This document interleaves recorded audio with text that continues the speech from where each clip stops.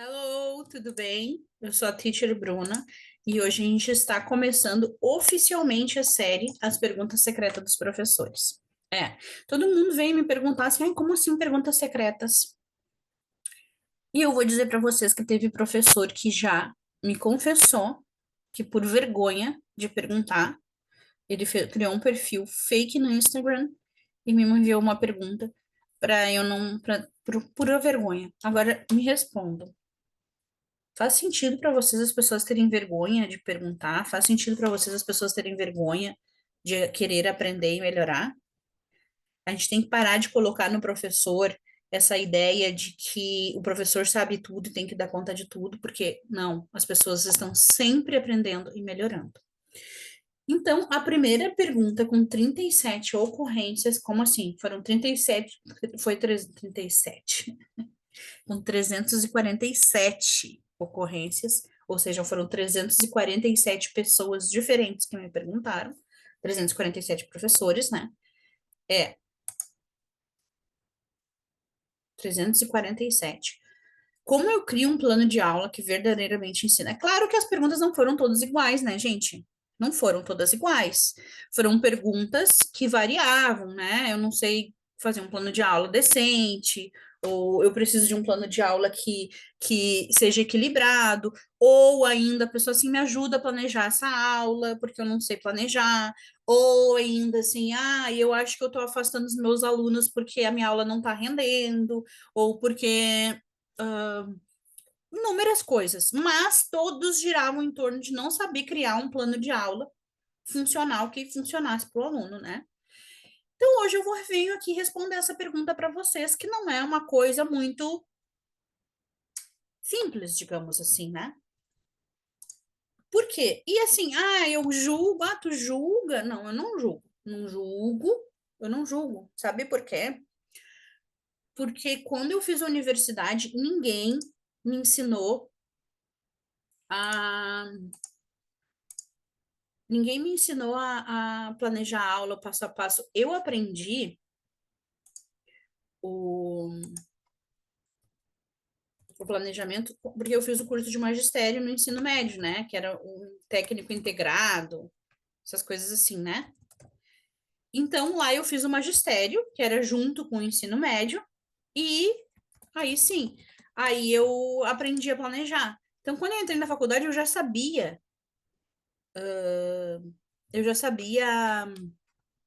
planejar. Então, para mim foi simples. Mas quem não fez magistério? Quem entrou direto na faculdade? Como é que faz? Né? As coisas não são tão simples quanto imaginam. O óbvio precisa ser dito. E, para que fique claro aqui, planejar não é óbvio, tá? Ninguém nasce assim, gente, assim, ó, eu sei planejar e tá tudo certo. E planejar é simples, não. Muito pelo contrário.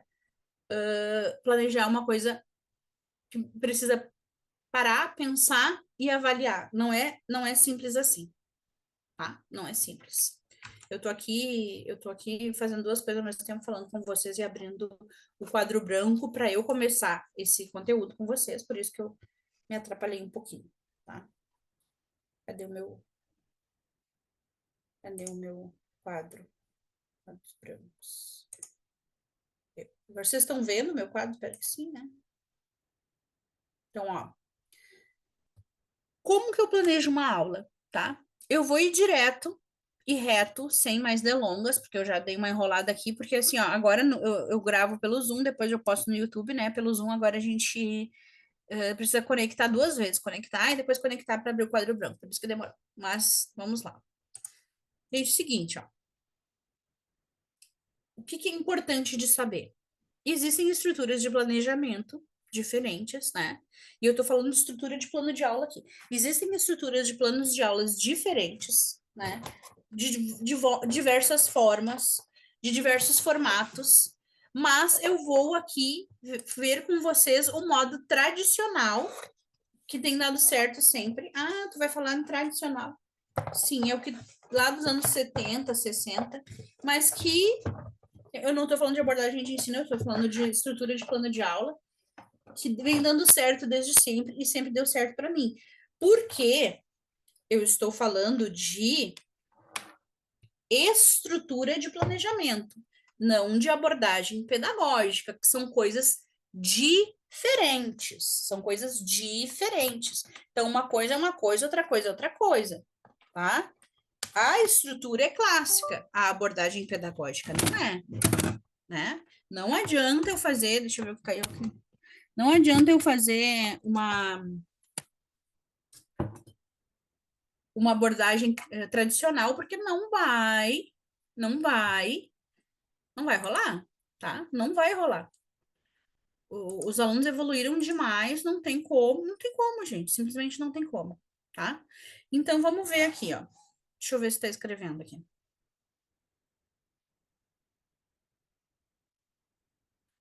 Tá. Então, nós vamos começar com o PPP. O que que é isso?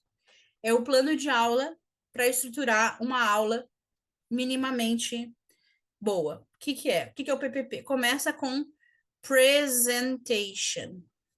Presentation, tá?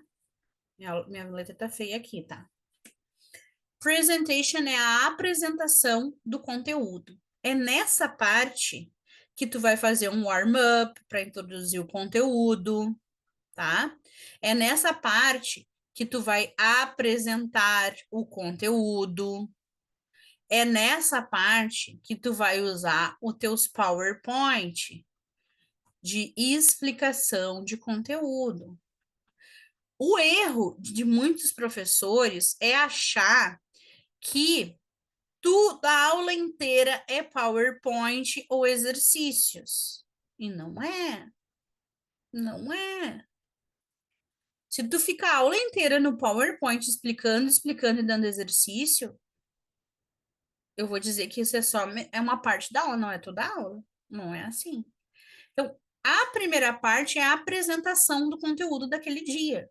Se tu já tiver desenvolvido o conteúdo em outro dia, por exemplo, porque a aula, esse planejamento pode ser para 3 aulas, para 4 aulas, para 5 aulas, dependendo do conteúdo, aí vai ser uma outra forma. Mas aqui eu estou falando de um conteúdo que tu está iniciando com os alunos. Tu está apresentando inicialmente para eles. Esse planejamento não é por aula, tá, gente? Esse planejamento é por conteúdo. Por conteúdo.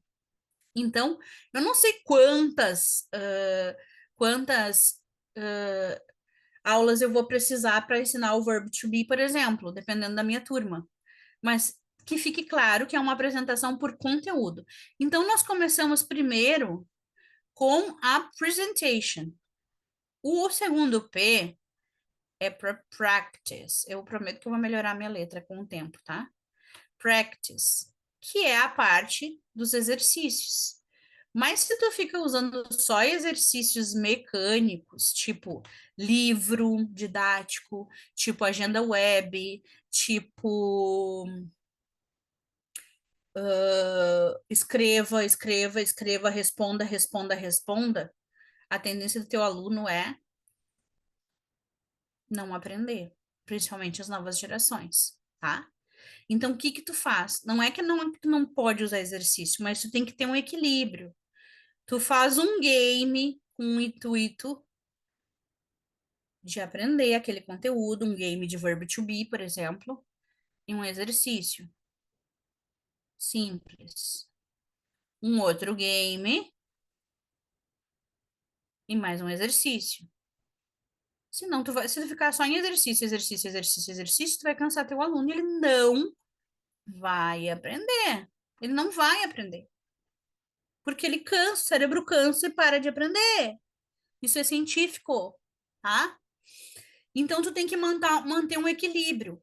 E tu pode só dar game, game, game, game, game? Não, também. Porque senão tu vai acostumar o teu aluno mal e ele não vai querer fazer exercício, ele vai querer fazer só game. E aí depois para introduzir o exercício de volta, meu amigo, minha amiga, tá? Tu vai comer um cortado para introduzir o exercício de volta. Tu pode, de vez em quando, tipo, uma aula por trimestre, uma aula por mês. Ah, hoje essa aula é a aula de games. É um evento especial, ok? Mas durante as aulas normais, tá? Tu vai fazer isso aqui, esse exercício. Um game, um exercício, um game, um exercício. Ah, mas que game se eu dar online? Tem um montão de. Coloca lá no Google Games, por exemplo, Simple Present Online Games. Vai lá e coloca para te ver o que vai aparecer. Aí, exercício, onde é que eu pego? Eu uso o site Agenda Web para pegar exercício. Para pegar games é um montão, tá? E o terceiro P é de production. Tu apresentou para o aluno o conteúdo, tu praticou o suficiente com o aluno, agora está na hora de produzir, ele tem que produzir alguma coisa. E aí, quando a gente está falando em produção aqui, vocês têm que lembrar das 4 habilidades, né? Quais são as 4 habilidades da língua inglesa? É falar, de qualquer língua, né? Não só da língua inglesa. Falar, ouvir, ler e escrever, tá?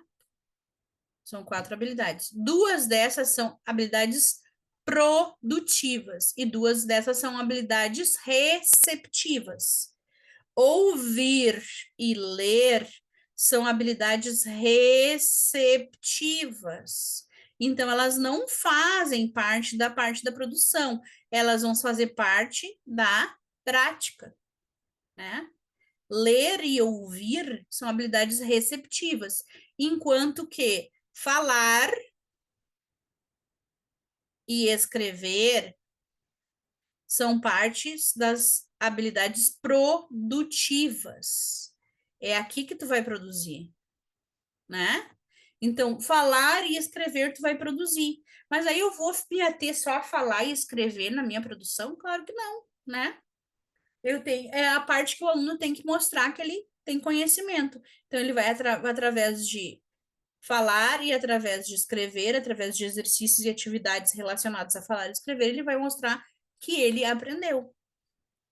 Muito raramente tu consegue fazer todo esse plano numa aula. Pode ser que tu leve 2, pode ser que tu leve 3, pode ser que tu leve 4, pode ser que tu leve 10, entendeu?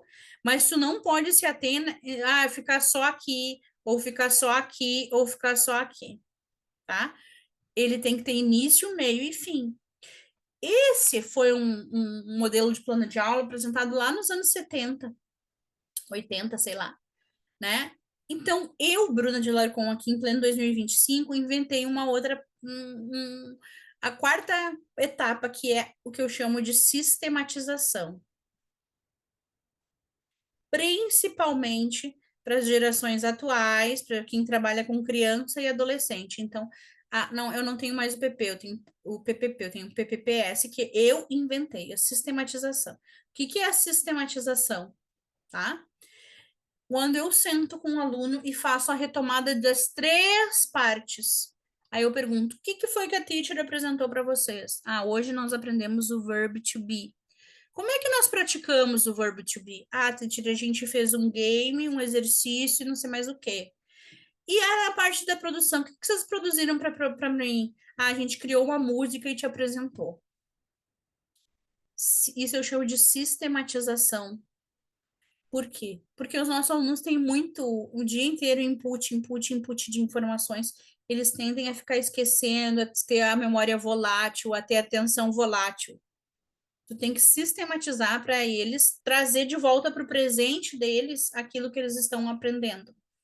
Então, eu inventei o PPPS, que é a Presentation, Practice, Production e a sistematização no final, que é pegar tudo que tu fez para ele aprender aquele conteúdo e mostrar para ele. Tem que ser dito, tem que ser questionado. Sim, tem que ser.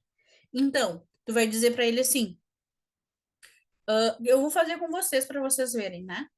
Eu comecei esse vídeo dizendo que os professores têm vergonha de perguntar, inclusive que teve professor que me enviou, que fez um perfil fake no Instagram para me enviar uma pergunta e depois, quando me conheceu melhor, me confessou isso, né?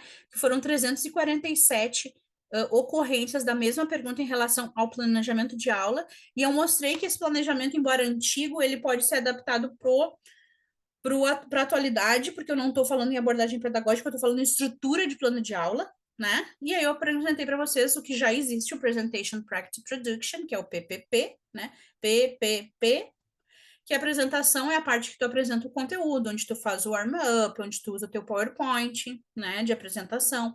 A practice é a parte do exercício, que tu tem que equilibrar entre coisas mais leves e exercícios, porque senão fica maçante, cansativo, o cérebro cansa e miau, né, o aluno não aprende. A produção é a parte que o aluno produz, que ele cria do zero alguma coisa, né? E que nós temos 4 habilidades para aprender qualquer língua, que é falar, ouvir, ler e escrever, e que as habilidades receptivas são ouvir e ler, então elas não fazem parte da produção, e falar e escrever são habilidades produtivas que fazem parte sim da produção. E que, embora já exista o PPPP há muitos anos, eu inventei a sistematização baseada na minha experiência de 26 anos de sala de aula, com as gerações atuais que tendem a esquecer. Então, eu sistematizo a aula para que a pessoa memorize melhor aquilo que está sendo feito durante as aulas. Desculpa. Viu? Eu acabei de sistematizar rapidamente com vocês. Mas vocês não vão fazer assim com os alunos. Até porque aqui eu não tô, tem ninguém interagindo ao vivo comigo. Vocês podem comentar depois, podem fazer perguntas, podem fazer o que vocês quiserem. Mas eu tenho que dizer para vocês que, que com um aluno vocês têm que fazer perguntas. Como é que a gente começou esse assunto? Ah, tu começou contando, teacher, sobre os professores que têm vergonha de perguntar. E aí, que foi, qual foi o exemplo que eu dei de que um professor fez? Fez um perfil fake para te fazer uma pergunta porque ele tinha vergonha.